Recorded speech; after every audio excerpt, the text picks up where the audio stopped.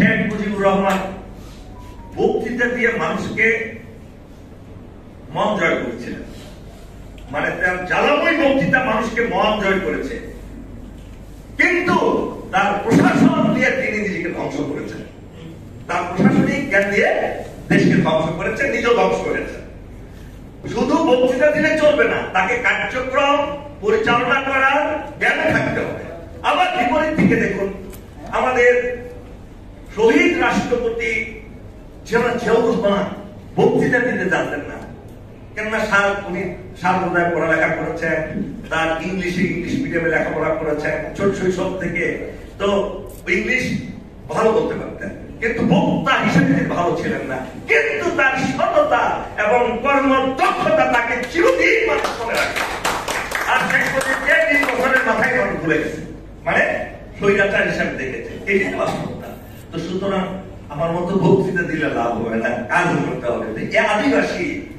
এই আদিবাসী শব্দটাকে কি করলেন শেখ মুজিবুর রহমান? আসলেন দুই ভাই, মানবেন্দ্র নারায়ণ নামা আর একজন কি তারই ভাই, বলে গেছিলাম, ওনারা পার্লামেন্টের সদস্য ছিলেন। বলেন তোরা আগে বাঙালি হ। শুরু তো এখান থেকে। এই জন্য আমি বিসমিল্লাহ বল, আরে ভাই আমাকে যখন আমাদের যদি এখন বলেন এই তুই বিহারি হ, আমি কি বিহারি হতে পারবো?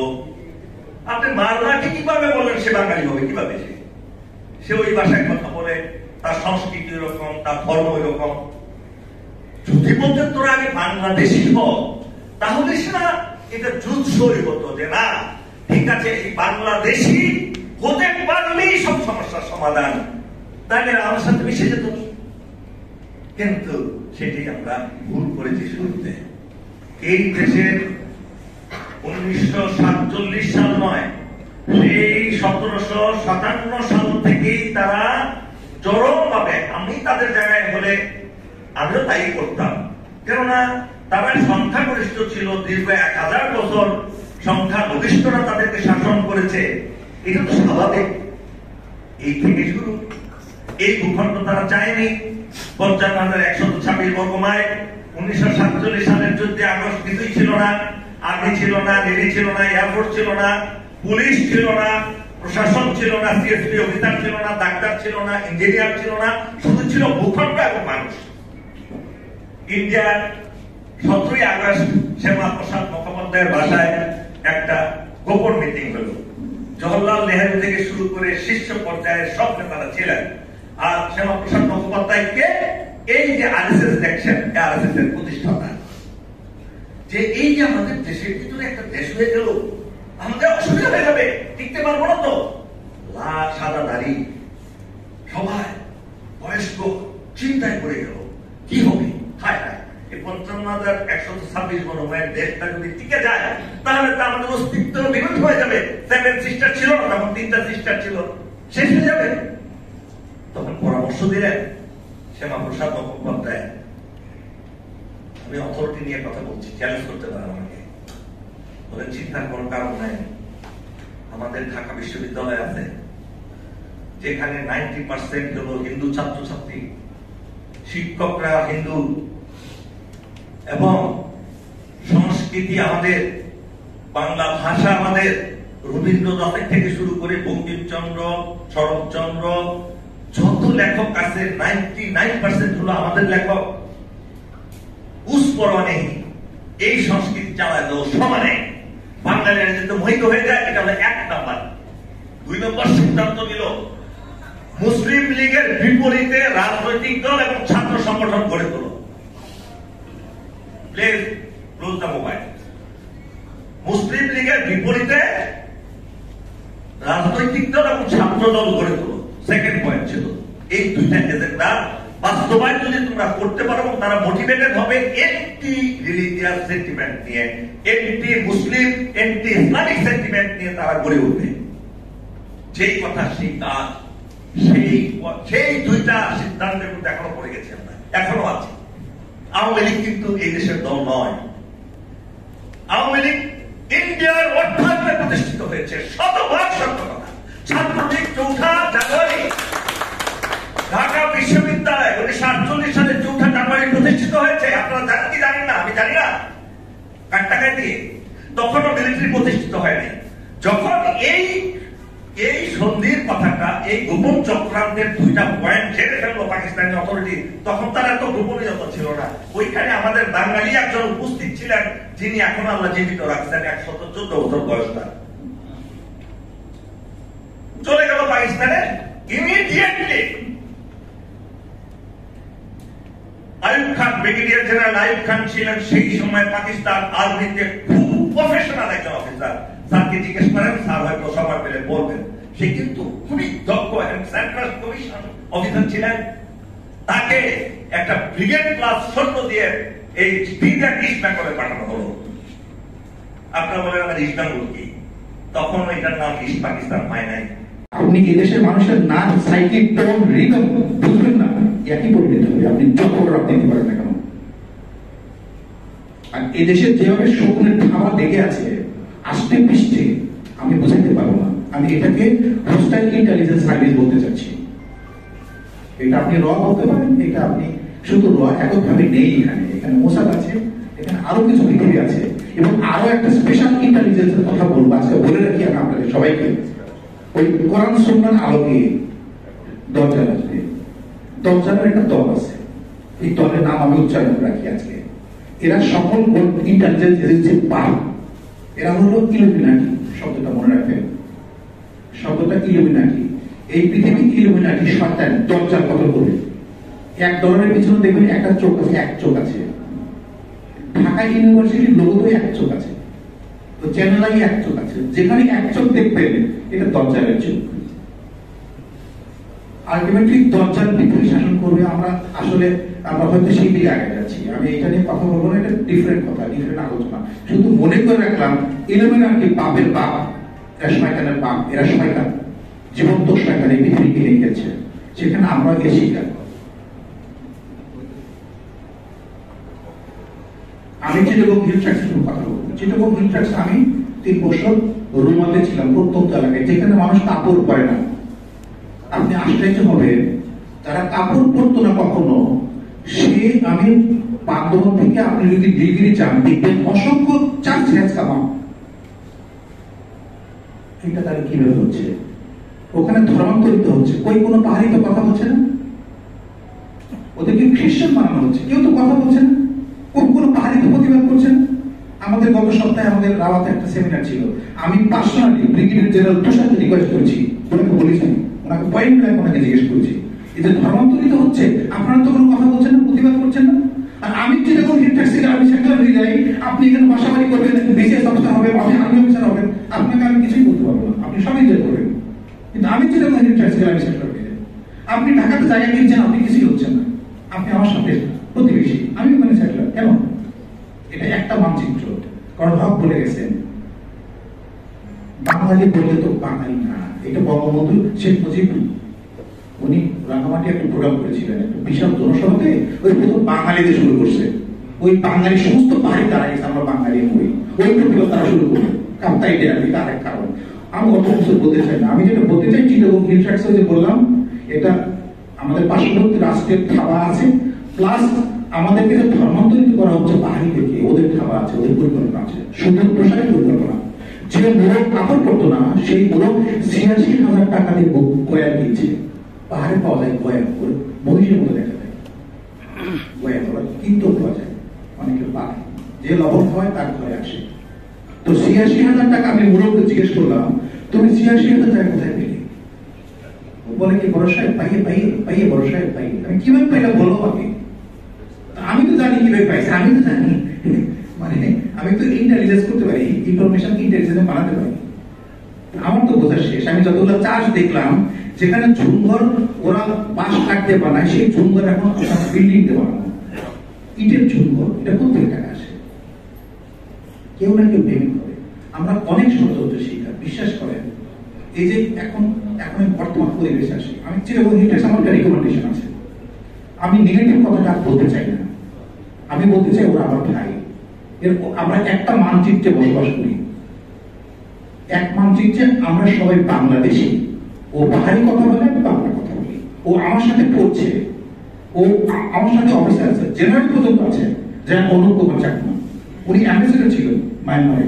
আমি ওনাকে ডাইরেক্ট জিজ্ঞেস করেছি, স্যার আমরা সারা জীবন লোক ওয়েস্ট করেছি, ইন্ডিয়া আমাদেরকে কিছু বলে তোমরা তো আমাদের ছাড়া বাঁচতে পারো না, আমি না তাদের ছাড়া বাঁচতে চাই, আমি না নোটিস করতে চাই, আমি রিকোয়েস্ট করি স্যার আমরা যারা যেখানে আছি, যত যে যেখানে আছি সেখানে আমরা একটু পরিকল্পনা করি না কেন, আমরা লোক ইস্ট করি, আমরা নাক নদীর উপর ব্রিজ করি, এত বড় ব্রিজ যদি আমরা বানাতে পারি, নাকের উপর ব্রিজ করবেন আপনি, সকালে আপনি টেকনাফে নাস্তা করবেন, দুপুরে কোন মিলিয়ে লাঞ্চ করতে পারবেন। আমি যদি ঐতিহাসিক ভাবে দেখেন আর কি, তাহলে এই দেশে যখন ব্রিটিশরা যে সমস্ত বই পড়াতো, তারা প্রথম যখন এডুকেশন আসলো, সেই সব বই পড়ে কিন্তু সবার বিদ্রোহী হওয়ার কথা ছিল, কিন্তু বিদ্রোহী না হয়ে উল্লেখযোগ্য সংখ্যক লোকরা কিন্তু চাকরিতে চলে গেলেন, আর একদল বিপ্লবী ছিলেন। তো কারা ভালো সেটা ইতিহাসের আর এক বিষয়, কিন্তু সবারই প্রয়োজন ছিল, তা না হলে কিন্তু 1947 সালের পরে দেশ চালানো যেত না। আপনি যদি যেটা, আপনারা অনেকেই সামরিক বাহিনী আছেন, যেহেতু আপনারা আরো ভালো জানবেন যে যখন স্বাধীন 47 সালে যে সেনাবাহিনী ছিল যেটা পাকিস্তানে এসেছিল, সেটা কিন্তু তার যে বাহিনী ছিল তার 2/5 পাকিস্তানে চলে গিয়েছিল, এবং এইটা যাওয়ার জন্যই কিন্তু স্বাধীনতা রক্ষা করা গেছে। তো আমাদের এইখানে এই যে সব বিভাজনে অনেক কথাবার্তা বলা হয়, যে প্রথমে যে আমি কেউ কেউ বলেন স্বাধীনতার পক্ষের শক্তি, এই কথাই কিন্তু বিপজ্জনক। এটা যখনই বলা হয় তখন বহু লোককে আলাদা করে দেওয়া হয়। ক্যান্টনমেন্টের জন্ম, এই কথা, এটাও এটা বিভাজন সৃষ্টি করে। ক্যান্টনমেন্টের যদি আবার ওইভাবে দেখি, ক্যান্টনমেন্টের ইতিহাস সেই 1857 থেকে দেখেন, তারপরেও দেখেন, এগুলোর প্রয়োজন ছিল। এই যে সমাজের বিভক্তি করাটা, এইটা ব্যক্তিগতভাবে আমার কাছে খুব অ্যাপিল করে। আমি বাংলা ইংরেজি 2 কাগজে লিখেছি। প্রথম আলোয় একটা গালভরা লেখা লিখেছিলাম আর কি, বিভাজিত আবহে বিচলিত প্রার্থনা। যুগান্তরে লিখেছিলাম বিনাশী বিভাজনের বাংলাদেশ। ডেইলি স্টারে লিখেছিলাম পেরিলাসলি পোলারাইজড সোসাইটি। তো বিভাজন থাকলে সেখানে চলা মুশকিল। তো হিলট্র্যাক্সের ব্যাপারটা আমার ওই একটা দুর্লভ সুযোগ হয়েছিল ওই ফাইলের উদ্ধৃতাংশ দেখা, যখন এই কাপ্তাই জলবিদ্যুৎ প্রকল্প হলো আর কি। তো সেখানে কিন্তু ওই ফাইলে ওই লেখা আছে, যখন এদের রিহ্যাবিলিটেশনের কথা, এই আজকাল এই রিহ্যাবিলিটেশন খুব জরুরি। কোনো বড় প্রজেক্ট হলে, লোকজন ডিসপ্লেস হলে তারা কোথায় যাবে, এনভায়রনমেন্টালি সাস্টেনেবল কিনা, এই সমস্ত তখন তো ছিল না সেই আমলে, যখন এটা 61-এ ওপেন করে দেয় খান। ওই সময়কার ফাইলে হিলট্র্যাক্সের লোকদের কি হবে সেটা কিন্তু সেখানে ওই সেক্রেটারিদের লেখা ছিল, লেট দেম ইট গ্রাস, ওরা ঘাস খেয়ে থাকুক। এই যে দৃষ্টিভঙ্গি ছিল, হয়তো বিভাজনটা সেখান থেকে শুরু ছিল। তারপরে যেটা শেখ মুজিবুর রহমানের কথা বলা হচ্ছে, সেটাও তো একটা ভুল ছিল। আপনি যদি নৃতাত্ত্বিক দৃষ্টিতে দেখেন, তারা বাঙালি হতে পারে না। আমার যতদূর মনে পড়ে, এখন স্মৃতি সত্যি ঠিক থাকে, ওই আলুচিরাটা পার হওয়ার পরে যেটা চেঙ্গি ভ্যালি শুরু হয়, ওখানে কলেজের বিল্ডিং এ বড় করে লেখা দেখেছি, একজন কৃষ্ণাঙ্গকে যেমন শ্বেতাঙ্গ বলা যায় না, একজন পাহাড়িকেও বাঙালি বলা যায় না। বড় বড় করে বহুদিন এই লেখা আমি দেখেছি, এখন আছে কিনা জানি না। তো এই যে তার 1900 যে হিলট্র্যাক্স ম্যানুয়ালের কথা বললেন, এগুলোর প্রয়োজন ছিল, কিন্তু তাদেরকে আমাদের মূল জনশক্তির মধ্যে, মূল মেইন স্ট্রিমের মধ্যে ইন্টিগ্রেট কি করে করা যায় পলিসি দিয়ে, সেখানে আমাদের অনেক ভুল ছিল। অতএব এইটা যেটা এই পেপারেও বলা হয়েছে, বা আমি মনে করি ঠিক, এইটা একটা পলিটিক্যাল ওয়ার হইতে হবে, কিন্তু আমার হার্ডওয়ারটা জরুরি। আমার পিছনে হার্ডওয়ার বলতে আমি মিলিটারি প্রেজেন্স যদি না থাকে, কেন এটা বাংলাদেশের 1/10 অফ দি এরিয়া, তো সেইটা।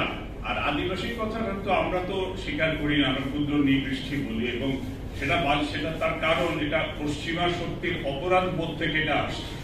তারা রেড ইন্ডিয়ানদের বলেন আমেরিকাতে, অস্ট্রেলিয়ায় অ্যাবরিজিনালদের, নিউজিল্যান্ডে মাওরিদের, সব জায়গায় তারা এদের ধ্বংস করে তাদের সভ্যতা প্রতিষ্ঠিত হয়েছে। এখন বোধহয় out of this feeling of guilt তারা এই আদিবাসী ইন্ডিজিনাস কথাটা অন্য জায়গায় চালু করে। কিন্তু আমাকে তো আবার আবার বুঝতে হবে আমার ক্ষমতাটা কতখানি, আমার সীমাবদ্ধতা কোথায়। আপনি যে কোনো জিনিসই আজকাল যে ম্যানেজমেন্টে আপনি strength, weakness, opportunities, threats analysis করেন, তো সেখানে আমারও উইকনেসটা কোথায়, আমার স্ট্রেংথ কোথায়, সেগুলো বোঝার দরকার আছে। আমার স্ট্রেংথ মনে হয় আমার জাতীয়তা বোধ, যে আমরা এইখানে একদল লোক তাদের মেন ধর্মাচরণটা কি, তাদের সংস্কৃতি কি, সেটা যেমন, এর সাথে আমাকে বৈচিত্র্যটাও মেলাতে হবে পৃথিবীতে থাকতে হলে এখন। তো সেটা সম্ভব, সেটা করা সম্ভব। আপনার এটা ডেপথ পলিটিক্যাল হ্যান্ডলিং হলে এটা খুব কঠিন কাজ আর না হলে। তো আমার আজকে প্রধান অতিথি যিনি আছেন, ওনার বক্তব্য আপনারা শুনবেন, এবং আমি আরো বিশেষ করে বলতে চাই যে উনি সামরিক বাহিনীতে ছিল। উনি যখন বলছিলাম মিটিং এর আগে, উনি যখন ফুটবল খেলতেন আমাদের অনেকে হিরো ছিলেন, এবং তারপর একটা সময় ছিল, আমি বলছিলাম স্যারকে যে যারা ভালো ছাত্র ছিল তারা যে ভালো আবার স্পোর্টসম্যান হতো, সেই রেওয়াজও এখন নাই আর কি। তো স্পোর্টসম্যানরা হলে তাদের হেলদি বডিতে হেলদি মাইন্ড থাকে। তো আমাদের যদি এই ধরনের লিডারশিপ থাকে তাহলে নিশ্চিতভাবে আমি জাতীয়তা বোধে উদ্বুদ্ধ করতে পারবো। কিন্তু বিগত বেশ কয়েক বছরে আমাদের অবক্ষয় যে কি পরিমাণ হয়েছে সেইটা কিন্তু চিন্তা করা যায় না। আমি দুটো উদাহরণ দেবো আর কি। আমি যার সাথে কাজ করেছি, জনাব কিবরিয়া, মারা গেছেন আর কি, উনি ঢাকা ইউনিভার্সিটির ইকোনমিক্সের খুব ভালো ছাত্র ছিলেন, খুব ভালো স্প্রিন্টার ছিলেন, ভালো ফুটবলার ছিলেন, এবং উনি তদানীন্তন পুলিশ সার্ভিসে পাকিস্তানে জয়েন করেছিলেন। কিন্তু উনি আবার নুরুল আমিন সাহেবের জামাই ছিলেন। তো নুরুল আমিন সাহেবের জামাই হওয়াতে ওনার চাকরিতে বড় ঝামেলা ছিল। উনিও খুব রসিক ছিলেন। উনি আবার অনেকের কাছে বলেছেন যে আরে কিন্তু বাড়ি কুমিল্লা ছিল, কুমিল্লার লোকাল ডায়ালেক্টে কথা বলতে পছন্দ করতেন। বলে যে আরে তখন তো আমি নুরুল আমিনের মেয়েরে বিয়ে করছি, এই জন্য সমস্যা, তো তোরা তো তখন সব গাটারের মধ্যে আসিলি, তাহলে তবু মেয়েরে বিয়ে করতাম উনি। তো এখন প্রশ্নটা ওই রকম, যেটা তখন তো সম্ভ্রান্ত লোকজনরা বেশিরভাগই মুসলিম লীগ করত। এই সমস্যা কিন্তু আমারও হয়েছিল। আমি পরিবর্তন হয়ে গেল। আপনারা লক্ষ্য করেছেন কি পরিবর্তন হলো? এখানে অনেকেই বলছেন ভারতের দরকার নেই, আমি বলছি দরকার আছে। কি পরিবর্তন হয়েছে আপনাদের? আমরা ভারত আমেরিকা বলক থেকে আমেরিকা ভারত ঢুকেছি। খেয়াল করবে, ভারত আমেরিকা বলক থেকে আমেরিকা ভারত ঢুকেছে, যে কারণে জামাত ইসলামের আমির ডক্টর শফিকুর রহমান বলেছেন উনি ভারতের সাথে সম্পর্ক চাচ্ছে। এটাও বলেছেন প্রতিবেশীর সাথে সম্পর্ক রাখা ইসলামের একটা অংশ। বিএনপির মহাসচিব মির্জা ফখরুল আলম উনি বিরাট সাক্ষাৎকার দিয়েছেন প্রথম আলোর সাথে, আজকে দেখেন উনি বলেছেন প্রতিবেশীর সাথে সম্পর্ক জরুরি, ভারতের সাথে আরো জরুরি। আমরা ভারতকে অস্বীকার করতে পারবো না, তবে প্রশ্ন আছে, ভারতকে বুঝতে হবে আমরা কি চাই। সমস্যা হচ্ছে এখানে যারা এক নাগারে বলছেন ভারতের দরকার নাই, বোকা সরকার বাস করতেছেন, ভুলাসতে কিছু আপনার প্রতিবেশীটা বড়, আপনাকে বুঝতে হবে চতুর্দিকে আছে সে, শুধু চতুর্দিক বিয়ে ব্যাঙ্গল ক্রস করে জাহান্নাবাদ নিকটবর্তী পুঞ্জ, ওখানে ভারতে বসেছে। আপনি বলতে পারেন যেটা যে আমার সমস্যাগুলো ভারত আমাকে খেলছে, বড় হিসেবে আচরণ করতেছে, প্রতিবাদ করে একটা পর্যায়ে আসেন। কিন্তু আপনাকে প্রথম বুঝতে হবে ম্যাট্রিক্সটা পরিবর্তনটা হয়েছে। ভারত আমেরিকা বলক থেকে আমেরিকা ভারত হয়েছিল, এবং আমেরিকা কখনো ভারতকে ছাড়া এই অঞ্চলে আসবে না। বৃহত্তর অঙ্ক আছে এশিয়ান পার্সপেক্টিভ, এগুলো বুঝে শুনে কথা বলে হবে কি বাস্তবতা হবে। যেমন ধরেন আমার ভাই নুরুল্লাহ ভালো সম্পর্ক আমার সাথে, উনি বললেন যে এই যে বিভাজন যেটা বলছে, বিভাজন তো হয়েছে, বিগত সরকার আমাদের বিভাজন হয়েছে। আপনার শ্বশুর যদি থাকে মুসলিম লীগ বা আপনার সারা যদি থাকে অন্য দল, শুধু তাই না, স্বাস্থ্য তাও ধরা হবে। এই গভর্নমেন্ট দেখেন কি হয়েছে, ওয়াহিদুদ্দিন মাহমুদ উনি আওয়ামী লীগ সরকার আমলে কি ছিলেন, বিপিএসপি হালাটা পদে ছিলেন। উনি কে? ডক্টর এম এ উদ্দিন পেয়ে যাবেন ছিলেন তো, এখন তিনি আমাদের শিক্ষামন্ত্রী, পরিকল্পনা মন্ত্রী, অসুবিধা আপনাকে দেখতে হবে যোগ্য লোক যোগ্য লোক স্থান পেয়েছে কিনা। মুখ্য কথা ওইটা। পার্বত্য চট্টগ্রামে অনেক কথা হয়েছে, জিয়াউর রহমান থেকে শুরু করে বঙ্গবন্ধু শুরু করে এরশাদ এবং 1997 সালে যে দুর্দশার ডিসেম্বর সূত্র হলো, আলোচনা হবে ওখানে ঘাটতি ছিল কি এটা নিয়ে। আলোচনা এটা হবে না ওগুলি কিছু ছিল না, ওগুলি ভারত তৈরি করে দিয়েছে। আমি দেখলাম এখানে যিনি লিখেছেন স্ক্রিপ্ট ভারত তৈরি করে দিয়েছে। এগুলো হবে কি, আমি তো রাষ্ট্রবিজ্ঞান ছাত্র, আমার পিএইচডি তাদের সম্পর্ক, তো হঠাৎ শুনে মনে হয় আমি সব ডিলিং করে দিচ্ছি। আমি কি লিখতে পারি যে এই ড্রাফট ভারত করে দিয়েছে? আমি বলতে পারি ভারতের ড্রাফটের প্রভাব বিস্তার করেছে। কিছু কিছু বিষয়ে মানুষকে উত্তেজনা করে দেওয়া যায়, লাভটা কি? ক্ষতিটা তো আমাদেরই হবে। এই ক্ষতিতে যেতে চাই না। আমি আমার টক শো 7,000 টক শো করেছি। আমি নিজের নিজে টক শো করছি আমাদের হক এসেছিল, উদাব এসেছে, অনেক আসছে। আমি জানার চেষ্টা করেছি যে ভূ রাজনীতি কতটুকু বুঝে, কে কতটুকু বুঝে। আমাদের কথা হলো যে প্রথম ধরে নিয়ে আমাদের বড় সম্পদ হচ্ছে আমাদের জনসংখ্যা।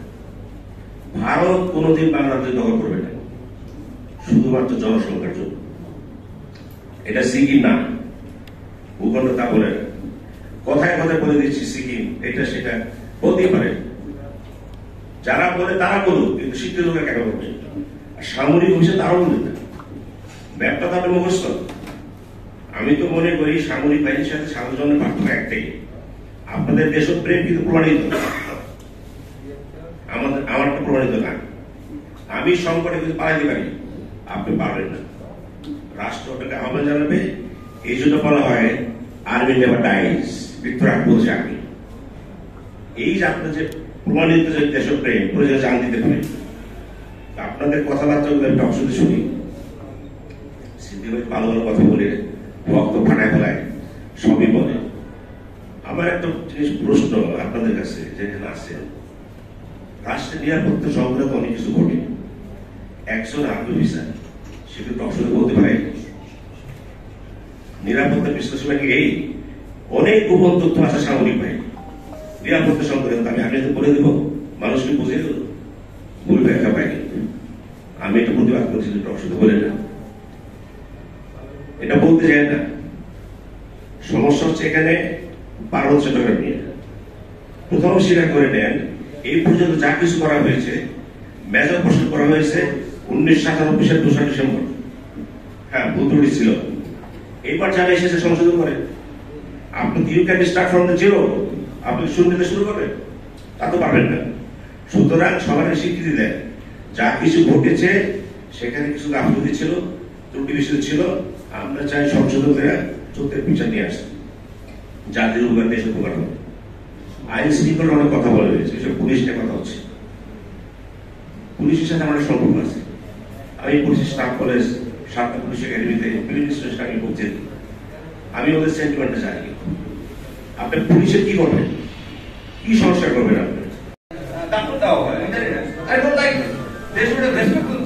কিভাবে কথা বলে?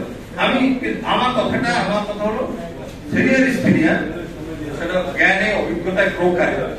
আমরা এখন যদি সবেরই মনে করি বন্ধু দোস্ত, ও আমার পাশে বসা বলতে আমার দোস্ত, আমার দোস্ত, আর আমি গেলাম আমার তার ছেলে বেশি। This is not our culture, I don't like it. আমার যে ফিলিং, আমার যেটা কষ্ট লাগে দেখলে আমি সেটা বললাম। আর একটা হলো স্যার, আমরা যেটা মনে করি শৃঙ্খলা ভালো করতে হলে নতুন যারা এখন আসছে পুলিশে হোক, যারা ডিউটি করতেছে, এরা গা ফেলে দিচ্ছে, সত্য কথা, খুব ভয় পায়, ট্রমা তাদের মধ্যে কাজ করে। কারণটা হলো তারা অনৈতিক ব্যক্তি নয়। ওই আমলে ঘুষ খেয়েছে কেউ, এখন এই আমলে খেয়েছে, বা 15 বছর ধরে ছিল তারা খেতে পারেনি, কিন্তু তাদের চরিত্র নষ্ট করেছে রাজনীতি। আমাদের যে বাংলাদেশের রাজনীতি, এই রাজনীতি তাদেরকে আমরা দোষ দেবো না। পুলিশে ঢুকতে পয়সা লাগে, পুলিশের ট্রেনিং এ পয়সা লাগে, পাস করতে পয়সা লাগে, প্রমোশনে পয়সা লাগে, সবকিছুতে পয়সা লাগে। এইরকম ধরনের আমরা কেমন এই ঘুষটা বন্ধ করবো? সচিব মহোদয় 5 কোটি থেকে 10 কোটি টাকা তার নামে আসতেছে, বড় বড় কথা বলে যে আমার তো স্যামসাং ইউজ করি, আমার এখানে কোথেকে আসলো? আরে ভাই তুমি স্যামসাং ইউজ করো, তুমি তো আইফোন ইউজ করো, কে জানে তোমাকে ফোন একটা নেই, তোমার নামে তো একটা আছে। তো এই সমস্ত লোককে আগে এগুলি ধরে বাদ দাও, এগুলিকে বাদ দাও, একটু বিতর্কিত লোক রাখা যাবে না। এই সমস্ত লোক বাদ দিলে ডিসিপ্লিন ভালো হবে। আমি একটা ইন্ডাস্ট্রিয়ালিস্টের সাথে কথা বলেছি, গাজীপুর তার ফ্যাক্টরি গার্মেন্টসে। আমি গার্মেন্টসে প্রায় 2 বছর ছিলাম ডাইরেক্টর অ্যাডমিন হিসাবে একটা কোম্পানিতে, ওখানে 10,000 লোক। আমাকে উনি বললো, আমি বললাম ভাই আপনাদের গার্মেন্টসে কি হচ্ছে? বলে ইমরান ভাই এগুলো আমাদের ছেলে না, এগুলো বাইরে থেকে আসে, they are not our factory people, আমাদের দরকার না, তাদের আউটসাইডার। এটা ছাত্রলীগ যুবলীগ যাই বলে। এবং এখন কিন্তু জুট নিয়ে, যেটা আওয়ামী লীগ যুবলীগের জুট ব্যবসা ছিল, এখন ছাত্রদল ছাত্রলীগ যুবদল চায়, বিএনপির লোকজন চায়।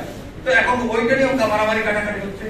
তো এখন এইগুলি বন্ধ করতে হবে। এগুলি যদি আমরা বন্ধ না করি, এটা আমরা যেহেতু আমাদের একজন অত্যন্ত সম্মানিত মানুষ, অসম্ভব অভিজ্ঞতা সম্পন্ন এবং কোয়ালিফাইড মানুষ, আর্মি সিভিল দুইটা সম্পর্কে তার জ্ঞান যথেষ্ট এবং মন্ত্রিত্ব করেছে, তাকে আমি বলবো এইগুলি সাথে শুনে।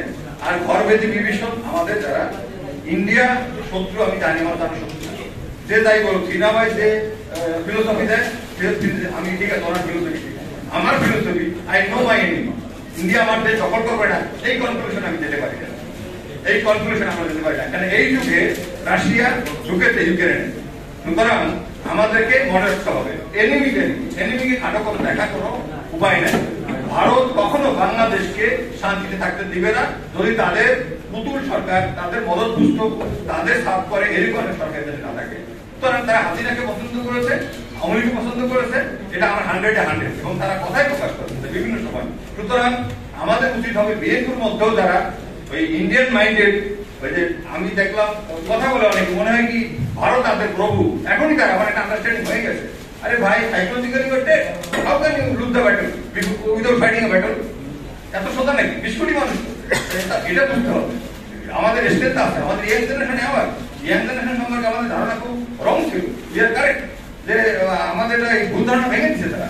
আমাদের জেনারেশন খুবই সতর্ক এবং তারা ওয়েল তবে এদেরকে আমাদের আরো কাউন্সিলিং দরকার, দরকার, টিচিং দরকার।